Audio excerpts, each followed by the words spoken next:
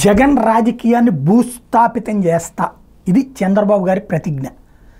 ఎందుకయ్యా అంటే ఇప్పుడు పారిశ్రామికవేత్తలతో పెట్టుబడిదారుల దగ్గరికి వాళ్ళతో మాట్లాడుతూ ఉంటే అనేక సంస్థలు ఇప్పుడు మీరు వచ్చేసారు కాబట్టి, చంద్రబాబు గారు వచ్చారు కాబట్టి మాకు ఫ్రెండ్లీనే, మేము వస్తాం, పెట్టుబడులు పెడతాం, మళ్ళీ రేపు ప్రభుత్వం వస్తే మమ్మల్ని వేధిస్తారు కదా.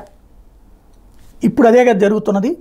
చంద్రబాబు టైంలో ఉన్నటువంటి కంపెనీల్లో ఆ కియాకి లేకపోతే కనుక అమర్ రాజాని ఇబ్బంది పెట్టారు అన్నప్పుడు అప్పుడు ఇష్యూ అయితే, ఇప్పుడు ఒక దాల్మియా ఇష్యూను లేకపోతే ఇంకోటి వస్తున్నాయి కదా.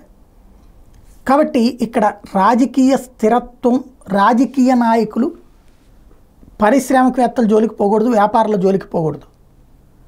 ఎవడు అధికారంలో ఉంటే వాళ్ళ మనుషులే వ్యాపారాలు చేసుకోవాలి, అవతల వాళ్ళది నాశనం చేస్తామంటే ఎదురయ్యేటటువంటి సమస్య. ఒకనాటి రౌడీ రాజకీయాలు, ఫ్యాక్షన్ రాజకీయాలు లాంటి పరిస్థితి.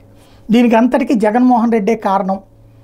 జగన్ అనేటువంటి వాడిని రాజకీయ భూస్థాపితం చేస్తేనే రాష్ట్రం బాగుపడుతుంది, రాజకీయంగా భూస్థాపితం చేసి తీరతాం, ఇది చంద్రబాబు గారి ప్రతిజ్ఞ. తద్వారా జగన్ అనేటువంటి వాడు ఇక ఆంధ్రాలో మళ్ళీ గెలవడు అనేటటువంటి నమ్మకాన్ని పారిశ్రామికవేత్తలకు కల్పిస్తాం అని చెప్తున్నారు. అందులో భాగమే అనుకుంటా పవన్ కళ్యాణ్ గారు కూడా 10 ఏళ్ల పొత్తు అన్నటువంటిది. మరి ఇది ఏ మేరకు సాధ్యమవుతుందో కాలం డిసైడ్ చేయాలి.